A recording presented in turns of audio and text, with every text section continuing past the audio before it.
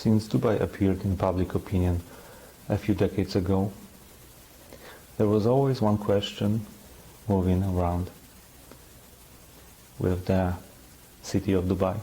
The question was, is the fact that city is being built on a desert, built from nothing, would bring it down as fast as it was built, especially when its economy is based on the fact that there was a huge oil reserves being found around.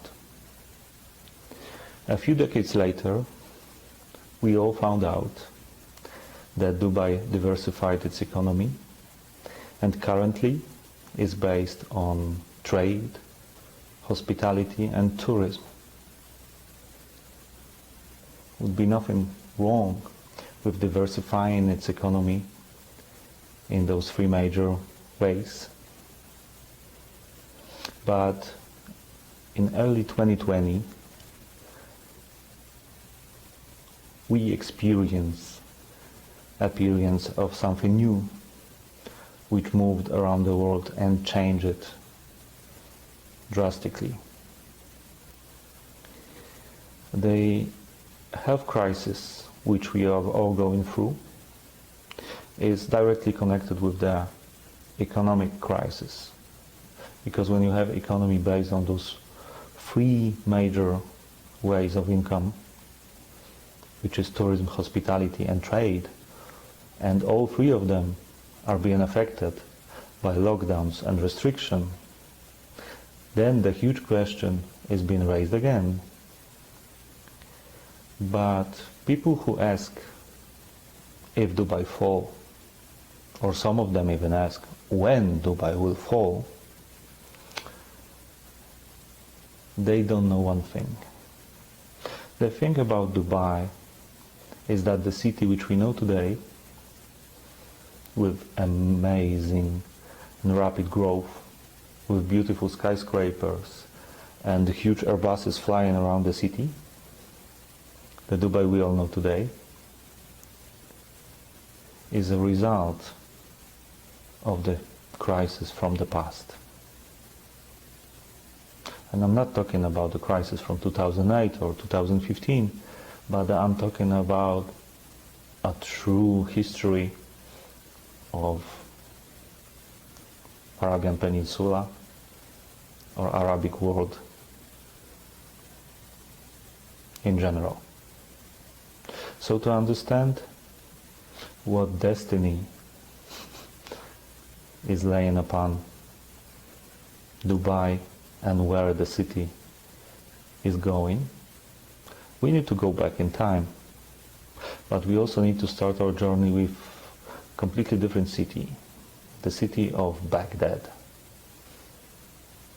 Baghdad, which we know today as the capital of Iraq, was founded in 762 by Abu Ja'far al-Mansuri, who was a ruler of Abbasid dynasty, and who decided to found a new city, a city of Baghdad, as a home of that huge and very important dynasty. So, in a very short period of time, Baghdad became one of the most important cities in the ancient world. Why? Because of its location.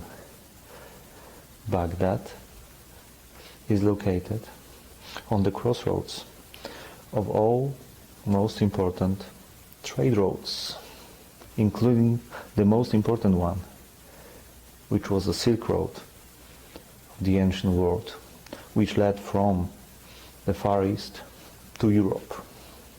But through Baghdad, that wasn't the only road which went through. But Baghdad was in the very center of all the crossroads. In effect, if we look at how historians and archaeologists imagine Baghdad looked like in 900s, we can easily notice that even the way the city was constructed, it easily indicates what was the main purpose and what was the main power of the city, and that was location. When we look at the rounded city with 4 gates, each one of them facing different parts of the world, you may easily guess that that was what we can call today a hub, the most important city connecting east with the west and north with the south. And Baghdad, in a very fast way, became a huge city. A city which, what some sources say, had almost 1 million people living in. From a small village into 1 million people metropoly. And it happened because of the location, What dynasty of Abbasids did with their presence in the Middle East also affected Arabian Peninsula and all the people who lived in the part of it which we call today United Arab Emirates or Oman. Because, as I said, Baghdad was a hub, a center of global trade, and completely controlled all the roads from east to west, from north to south.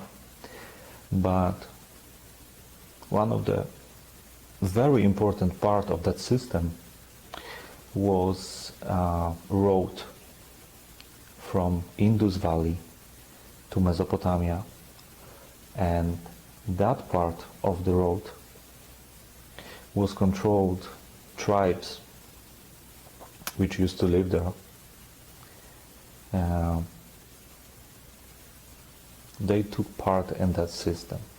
They controlled their own part of that road from Indus Valley into Mesopotamia, moved goods in both along the coast of the Gulf or by the desert using the caravans, with all the possibilities of free trade and exchange. Prosperity came as well. And with prosperity there also came an innovation. Arabs became a great specialist of navy technician. They came up with the idea of triangle sail, for example, which allowed them to travel even without good winds. And they became so good at it that in a very short time they became present in all most important ports, from the coast of Eastern Africa to Southeast Asia. They completely dominated that part of the world.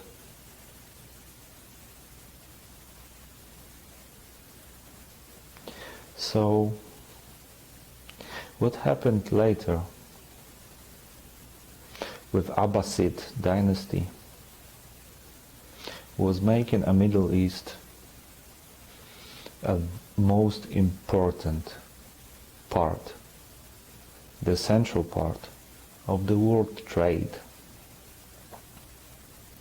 And the fact that Arabs controlled all the goods and some other strategic flows of people, of capital, of money, of ideas, of innovation, they had full control of what is going through.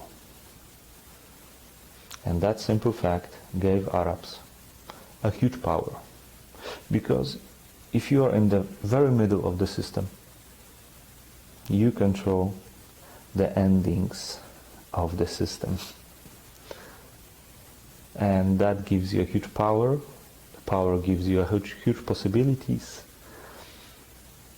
and wealth, and innovation, and prosperity.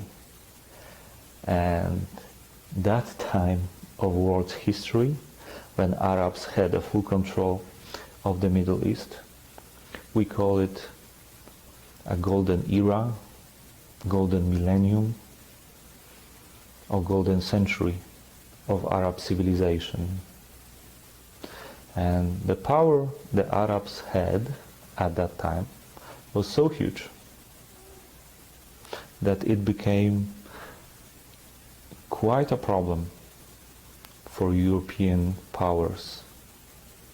And at some point, European empires decided to change the system and to go through the Middle East to have a free access to all the goods of Far East and have a right to freely trade with the rest of the world. And those attempts to change that system is what we call the Crusades, which happened in the Middle Ages. Crusades happened because of that, not because of religion. The Crusades happened because Europe tried to change the system. They tried to break through the Middle East and have a free access to the Far East and all the goods and other things, strategic flows, which could then flow directly through Europe to Asia. And that was the purpose of the Crusades in the Middle Ages. But Arabs prevailed. And finally, the Europeans got what they wanted. They had to wait a couple of hundreds of years, but they finally got what they wanted. It happened in 1600s, and it happened on board of Portuguese caravels, because the Portuguese traveled from the coast of Europe all around Africa, and they finally got to India. They reached the Arab Sea, they went through the Strait of Hormuz, and they came to the Gulf. The arrival of Portuguese in India and in the Gulf has changed everything, has changed world people at that time knew for thousands of years. A world which was based on a trade between various and different regional powers. We tried to balance each other. And thanks to that balance, putting aside moments, they kill each other in the wars. Those people who lived in that times, the people who lived in those times, they wanted to prosper and they want to live peacefully. And to do that, you have to trade. Because there is none, a single country or place on the earth which is completely independent. It's called autarkia and it doesn't exist. That's why we have to trade with each other. So that's how the world looked like. There were a few or several regional powers which balanced each other. Everybody traded with everybody, and in the center of that was Baghdad, who profited from it in the most way. Europeans didn't like it, so they went all around in the 1600s and finally arrived in India. So the old world, the world people knew at that time, has ended completely, has changed. There was a new normal when the navy power became the most important. And in fact, since 1600s, from Portuguese to Spanish, then to British, and then to US, it's been exactly the same for 400 years. It's a navy power which controls all the most important routes, the trading routes. Because when the navy became to power, it became obvious that it's a lot easier, faster, better, cheaper to move goods by the sea than by the land. And that's how Europeans came back to big game. But for Arabs, the whole world collapsed. They disappeared from cards of history for hundreds of years because they were being put aside, being put outside the modernization and innovation. So in effect they stayed in the Middle Ages when the West took control of world trade. So that's exactly what happened to all those tribes who lived on the coast of the Gulf, of that part of Arabian Peninsula which we call UAE or Oman. Unfortunately, the world, when they prospered, has ended. A new normal arrived. And that new normal was very harsh and very dark. They had no chances to be a part of the system of new trade. So that was a hard time when they tried to survive with very limited access to the global trade at that time. They just simply focused on fishing and trading in very restricted and limited way.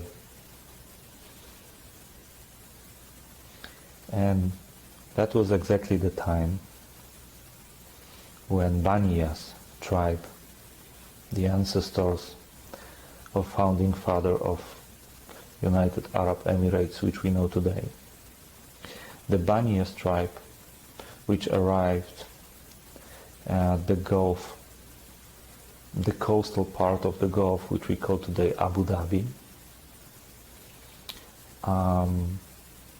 And that's what they did. They just focused on fishing, on very limited trade, and lived a really hard lives. The history of Dubai starts with 1833, when two families of Bin Zayed and Al Maktoum decided to leave Abu Dhabi with intention to find a new place to live. They decided to move east.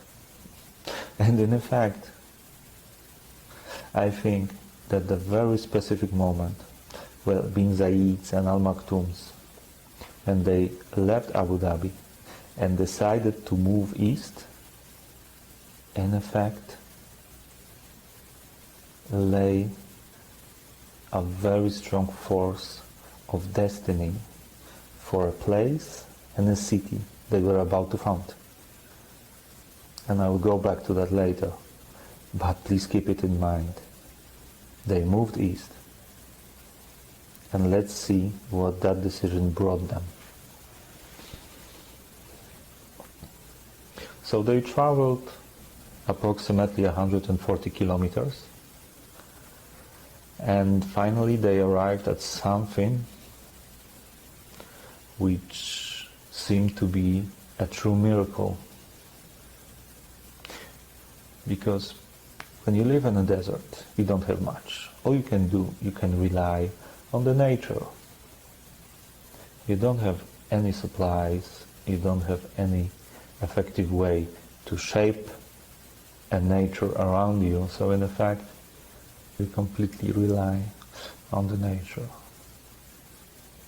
So, what waited for the pioneers of Bin Zayed and Al Maktoum families was a true gift from a nature.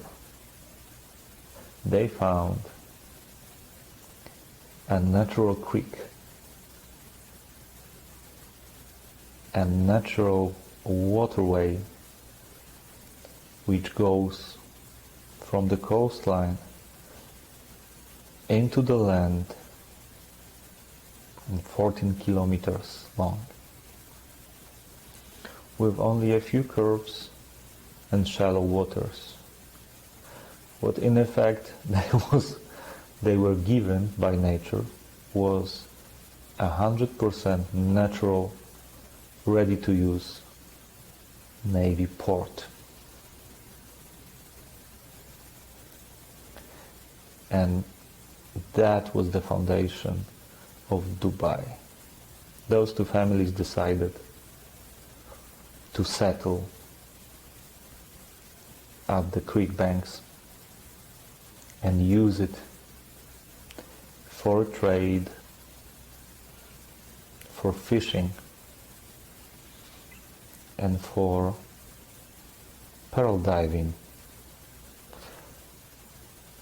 Because between 1800 and 1900 there was a huge global demand on natural pearls, and luckily on Arabian Peninsula there was a plenty of them, and there was a lot of people who were ready to risk their lives to get them from the very bottom of the Gulf. That was a very hard work, very hard. But for them, that was the only way to gain back their ability to shape their lives and their future.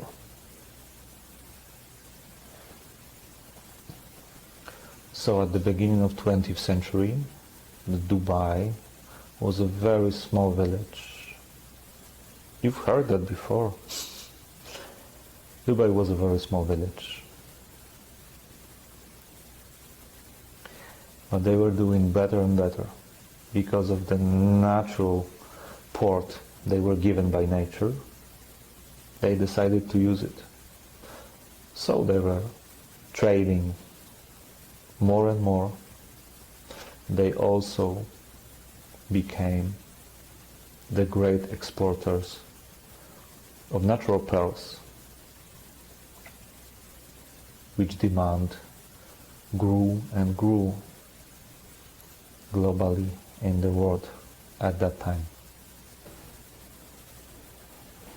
At that time, Dubai had their economy based on one way of income, which was the export of natural pearls. They were doing quite well. Some new fortunes began to pop up here and there, and it seemed like Arabs from that particular part of the Gulf, they finally started to gain their power again. But all that changed in one day, because 1,000 kilometers away something happened,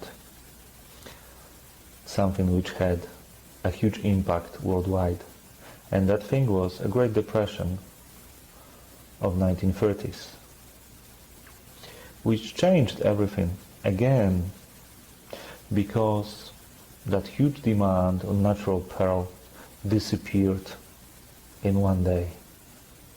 Also, the fact that a World War II started didn't help much.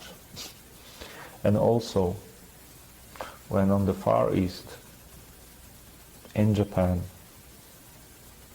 superficial pearls were invented, it all dragged down the economy of Arabs from that part of the peninsula again.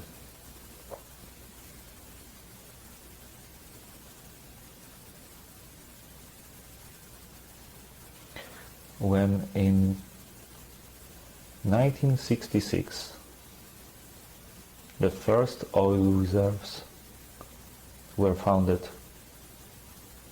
as I believe it was on Fateh field in 1966,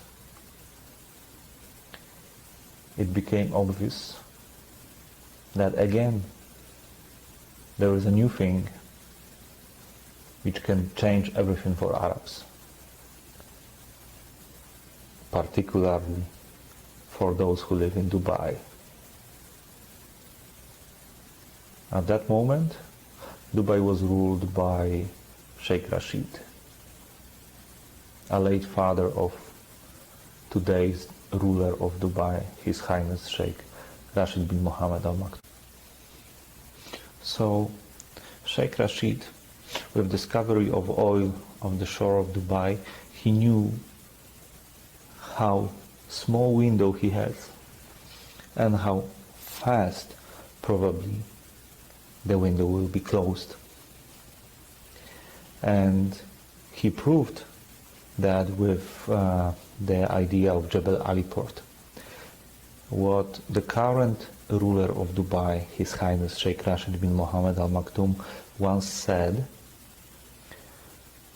in late 60s, when the idea of building Jebel Ali port came into the realization phase, he asked his father why he decided to make such investment, which at that moment seemed to be pointless.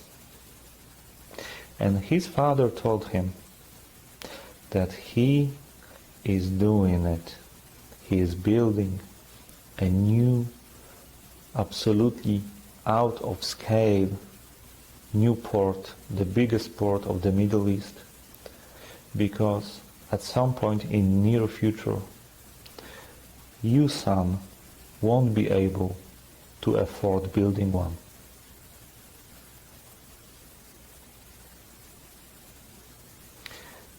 And the Jebel Ali port wasn't the only thing that Sheikh Rashid pushed to do and to build. The second idea, the second example is Dubai International Financial Center. That was the biggest building in the Middle East at the moment it was built. And Jebel Ali port became the biggest man-made port in the world and was built in only 2 years in the moment of huge global recession. And that was the mindset which a current ruler of Dubai came into the power with. He continued, and he still is, continuing the vision of his father, to use that a short period of time when Arabs from that part of Arabian Peninsula, they have again possibility to gain power. And that's what they do. And that's why we see Dubai growing from a small village in 1930s to a huge metropoly 100 years, almost 100 years later.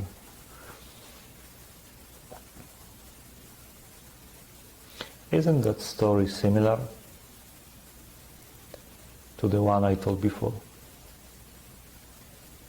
Isn't that Dubai is about to be a new Baghdad of ancient times?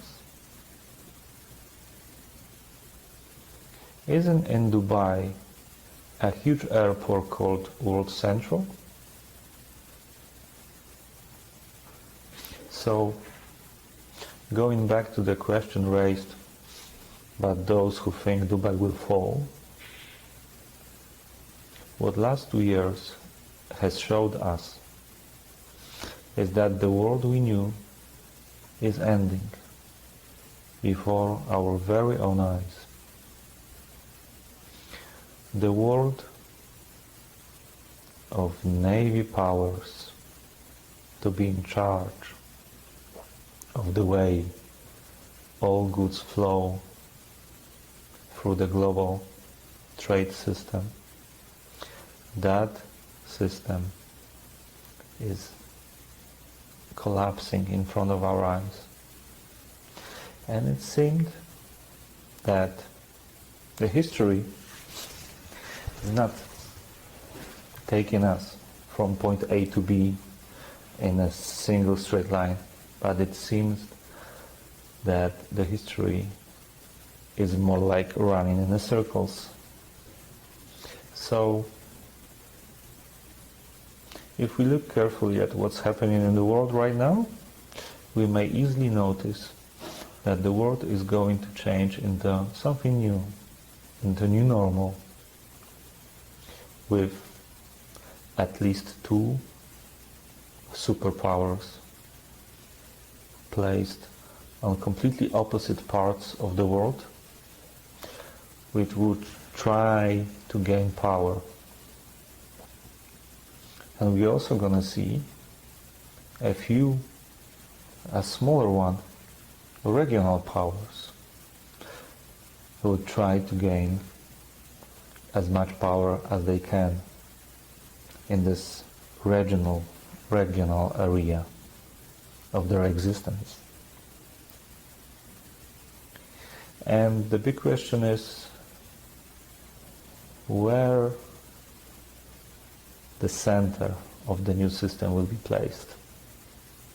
Where will be a city, a single city, where all the most important trade routes would cross?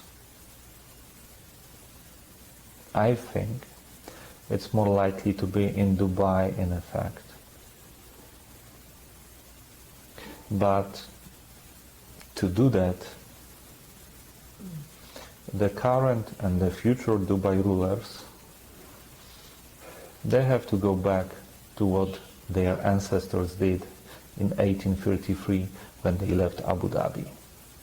And they decided to face east. Because, as I said before, I believe that at that very moment they sealed the fate of Dubai. The Dubai destiny to become the global hub of the future trade is laying on the east. Ruler of Dubai have to look at the east and always go in that direction. What the next stage of the development of that city is, I would say there are three things which are the most important. The first one, the Dubai have to do something which they are still missing. And I'm talking about well-working domestic economy, circulating economy. And to do that, of course, you need a middle class. Well, there is a huge thing still to be done, but they are already doing and showing to the world what direction they are going in with it. The second thing is the rulers of Dubai or UAE in general, they have to make sure if their young generation of Emiratis, if they have the proper mindset. And I'm not talking about for example, His Highness Sheikh Hamdan, who is more likely to become the next ruler of Dubai, but I'm talking about the youngsters, the really young generation, the teenagers. And the question, if they will have a proper mindset, which is required with such a very important times which are ahead of us and ahead of them, if they are ready to face it. That's the second huge question, and I hope it's being asked in some cabinets. And the third thing is, by looking at the East, the rulers of Dubai or UAE or other countries from the Gulf, some other GCC countries, they need to face on the East, because we live in the times of a great shift to a new normal, and in that new normal, East will be a new West.